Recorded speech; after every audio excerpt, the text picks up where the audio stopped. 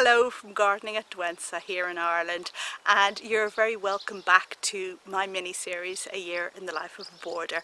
The border in question being this one here behind me, what I'm calling the green border because it's right outside my greenhouse.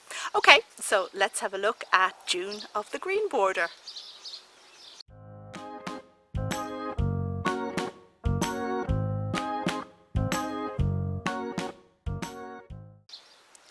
Before we get going with our tour of the border, I just want to mention what the weather's been up to. It's been really conspiring against the green border this month because May we had a complete heat wave, and then in June it just rained the whole time. And actually I got fed up waiting for a nice sunny day to record this video and decided to do it today anyway, even though it's a bit overcast. At least we don't have the wind and we don't have the rain. So of course with all that rain and the sun beforehand, there's been a lot of growth, and growth is good. It means the border has filled in, very few gaps, and everything is really tall. But it has also meant that many flowers didn't reach their full potential. They balled from the rain and went over before they should have. Whereas June is very often the best month for this particular border, it certainly wasn't this year. But you know, we take the rough with the smooth. And now I guess let's dive in and have a look at some of the plants in a bit more detail and what has been going on.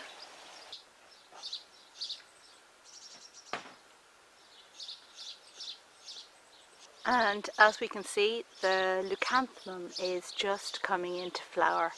And this is a beautiful one that has really striking yellowy white flowers. And the variegated daylily beside it is now producing a lot of flower buds.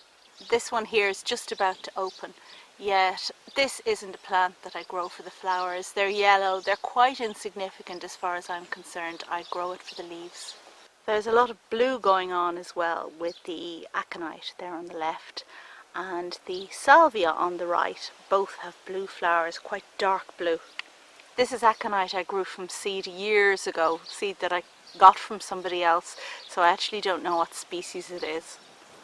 At the front here we have some pots of calla lilies, and the one on the left is called Picasso, a gift from my son Samuel years ago, and this dark one is called Black Star, and it was a present the same year from my daughter Ishtar. As you can see, there was some confusion when potting up. And here we have a very moth-eaten salvia. This is the one that is supposedly, well, it's supposed to smell like a baboon's bottom. But what I really want to show you is this Swertia here at the back. Now this has gone over at this stage, but we're going to see some clips here I took a little bit earlier in the month when it was looking its best, and I love these understated green and white flowers. A really sweet thing. It needed more moisture than the other plants in the border in May when we had the heat wave, so I noticed it was limping a bit in the border and put some water on it. But it's done well, and I'm really pleased with this one. Highly recommended. And here's a close-up of that hardy salvia, the one that's the leaves are supposed to smell like a baboon's bottom. I think it's actually an annual, and it pops up around the border. I'm not exactly sure, I'd have to look that up, but it's one that never appears 2 years in the same place, which is a good indication of an annual really. And this blue one here is Salvia Amistad, which I am going to leave in the ground over winter this time.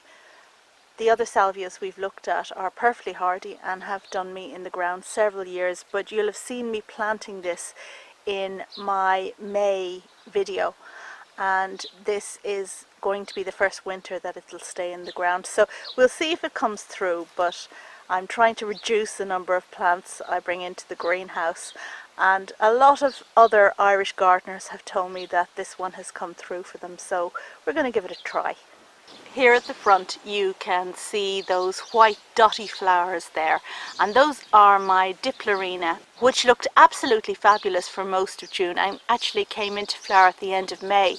I mentioned it in my last update on this border, and it's just gone over now with the rain. It might have lasted a bit longer if we hadn't had such torrential rain.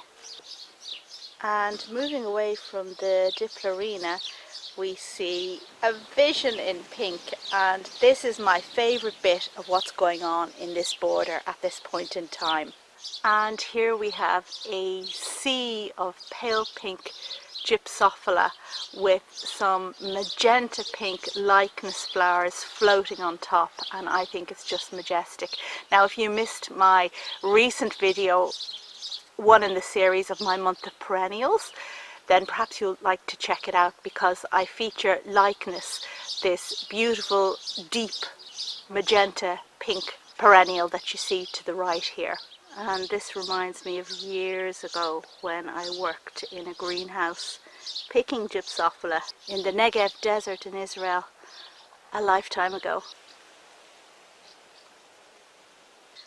And just to the left of the Gypsophila we have the Eucomis down there, I'm sure you saw that. And behind the Diplarrena there is a little dot of white in there. Let's go ahead and see if we can get it in a bit more detail. Now this iris is just going over. You can see that the flower is very spent, but this is an iris that really likes moist soil, so it struggles a bit normally in this border. However, this year with the torrential downpours in June, it's really done well. And over here we can see the tail end of the Alstroemeria. Let's just say they're just going over now at this stage. So this is the Ligtu hybrid, an annual Alstroemeria that pops up in different places around my garden. And this one really is a very pronounced orange colour, which I'm putting down to the acidity of the soil from the big conifer that I cut down earlier on, because it's definitely not this orange elsewhere. And as we can see, there is a lot of tall stuff now in the border. It took a while to get there, but we do have height at last. We have a hydrangea over there on the right. That's Ayesha, and very soon the flowers will colour up. We have Eucomis somewhere there in the middle, and that is pink. It's not my favourite. I'm not mad about Eucomis generally. And then behind it we have various lilies sticking up, and behind that again we have Silphium, which is the really tall plant there. The bush at the very back is the Daphne that you saw in flower earlier on in the year.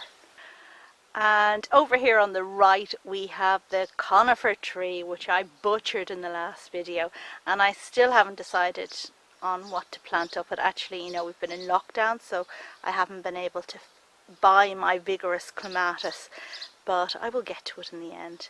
So we're just panning across this border to show you the height, and that cornus tree in the far distance is not in the border at all. This is the one you've seen in my garden tour videos. It's in front of the greenhouse. And down here, so yeah, lots of stuff going on in the border, not least of all these echiums, which will get really tall in time, and I'm now debating whether I want to leave them in this border, that they might come down in winter and hit the glass house, which is always a danger. And we can see here there's another echium dotted in there, which actually adds quite a lot to the picture in terms of leaf shape and texture. You know, a border isn't all just about flowers. If you've just got a mass, a jumble of colour, then very often it's very confusing to the eye and very unrestful. So if you just dot something in there with a different texture or a different leaf shape, then it can slow down the pace that the eye looks across the border and makes us just, I guess, think a bit more and appreciate the border a bit more and enjoy it better. On the right there we have a Silene, so this is not going to flower this year, it'll be a next year flowering. And Echium on the left, obviously, Eupatorium there in the middle, and then we see once again those very, very tall lilies in the back.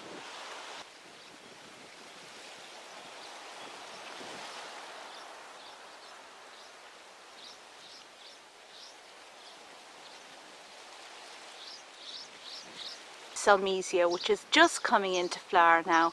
Now, many of us know the New Zealand Salmesia for its silver leaves, but this is a green one, and this is a very hardy one that does well in this border. It produces these daisy-like flowers, which aren't really spectacular in themselves, but altogether they add to the picture of flowering in this particular border. And we will just swing up now to have a look at the tall plants at the back of the border. The Daphne is the bush on the left, but the Silphium is the tall one that you saw me staking last video, that is almost as tall as it now. And do you see those lilies up there? I think they must be 10 foot tall this year.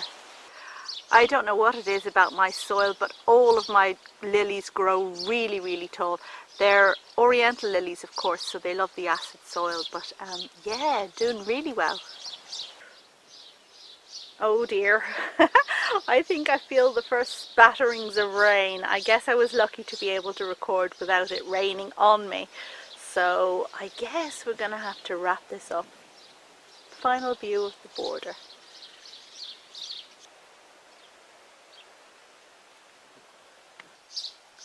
Okay, so that brings me to the end of this year in the life of a border video, the June edition, which I hope you enjoyed. If you did, check back soon for lots more videos and give it a thumbs up. And I guess we'll see you on the July episode. Bye.